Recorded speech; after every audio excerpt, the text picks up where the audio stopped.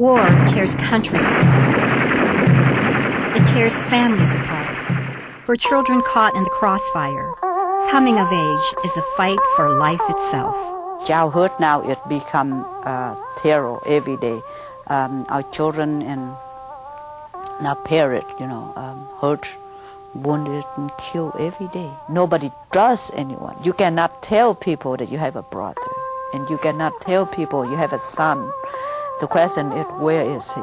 And then you end up in torture camp. In the eyes of most Americans, the war in Vietnam had an American face. But the ones who suffered the most, the ones left to pick up the pieces, were the people of Vietnam. More than 3 million Vietnamese were killed. Landmines and unexploded bombs remain strewn throughout the country. There are at least 140,000 amputees. And despite some progress, Vietnam continues to be one of the poorest nations in the world. There is only one doctor for every 3,000 people. 1 in 3 infants is born underweight. Thousands of children have been crippled by diseases like polio because vaccines are not available. I'm lucky enough to be over here in 1970. 1986, I returned to Vietnam. I was shocked. I was totally overwhelming with what happened there that I didn't know after 1975. But rather than let these ghosts of war destroy her country, Ly Hayslip, along with a corps of inspired and dedicated colleagues, set out to rebuild Vietnam, brick by brick. And it just touched me so deeply that I have to move and I have to take action to build bridges between the U.S. and Vietnam. She wanted to give a voice to those millions of people that died in that senseless war. In the course of doing that, she also was able to help heal the wounds of war with veterans, with American veterans who'd spent time there. We're called full circle vets, those of us that have gone back and done something in Vietnam and tried to heal from it. It's a very healing and uplifting experience. With the support and dedication of these partners, Ly first began to rebuild her country through the East Meets West Foundation, which she created in 1988. Initial efforts included trips to Vietnam to deliver vast amounts of medical supplies and equipment to hospitals throughout the country. Then in 1989, Mother's Love Clinic was built in Kila. It was funded by director Oliver Stone and erected by Vietnamese and American veterans working side by side. The first project was a Mother Love built by 3 U.S. Vietnam veterans together with Viet Cong, the Vietnamese villagers, and the Communist Party, and funded by Oliver Stone. So that is a first post, I call it a first post to build the bridges between U.S. and Vietnam, between the East and West, between enemy and friends. It took an hour or 2 hours to get to the hospital in those days to Da Nang. So by building the clinic there, we would have access right away to primitive, but at least it would be some materials. And I think, several thousand children have been born there. So that's great, and I hope it lasts. In 1992, the Peace Village Medical Clinic in China Beach became another post in Ly's bridge. And in the following year, the Village of Hope Children's Center was created to serve at-risk children in central Vietnam. Here, children receive health care, attend school, learn English, and participate in vocational training. My mom died when I was 7, and my dad died before, I don't know.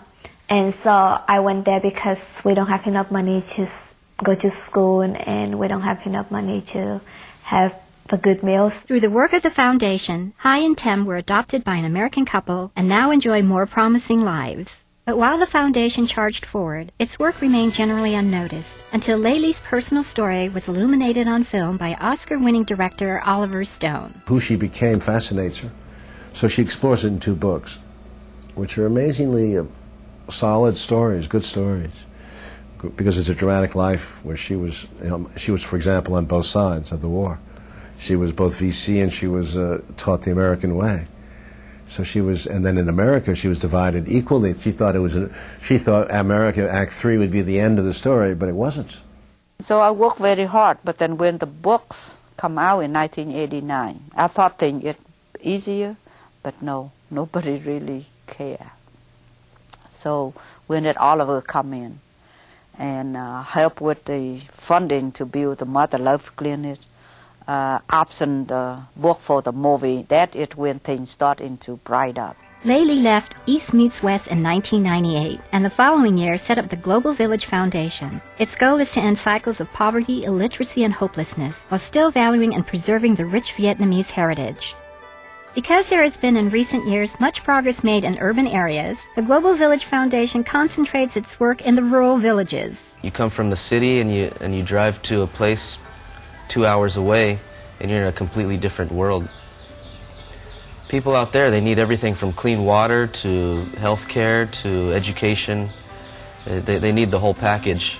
Global Village funds the building of schools, markets, centers for the blind, cultural and vocational training centers, and medical and dental clinics. A new project for the foundation provides schools with books and other education materials through a mobile library program. And so Global Village Foundation not only builds the schools but also supply with the books for children to read.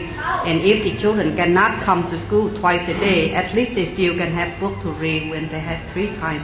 In January of this year, Ly and members of Global Village Foundation took more supplies to Vietnam and visited some of these projects. When I go into these villages, we form a bond with them over the time when we first arrive into their village and meet with them, and until the time that we have the grand opening ceremony, and when we become friends and we work together. It's not just, okay, go build it and leave.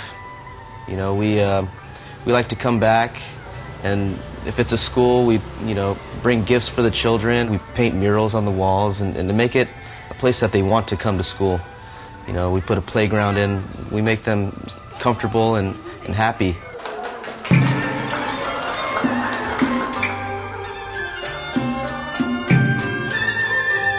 This trip, first we have a grand opening school that we built this morning.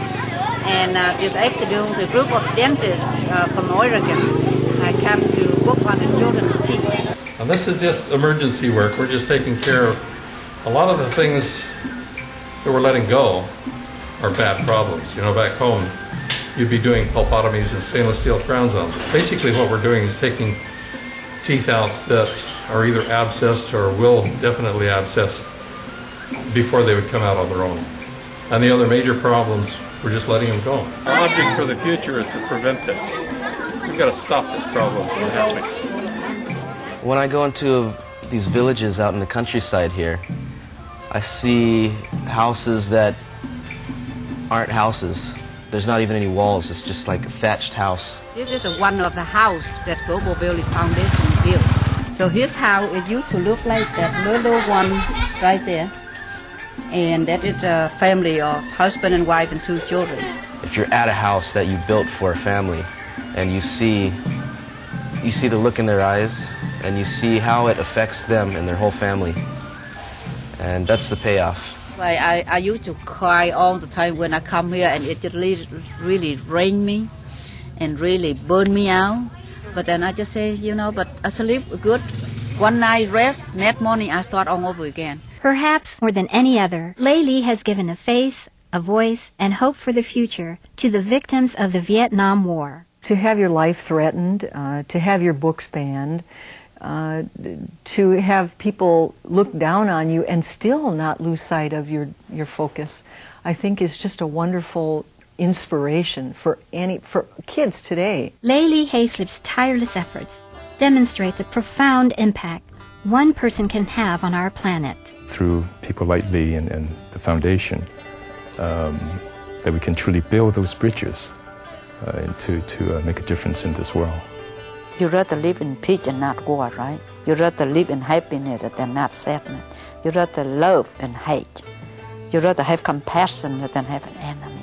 I mean, it's all that good thing. Why not? Not have nothing to lose, everything to win.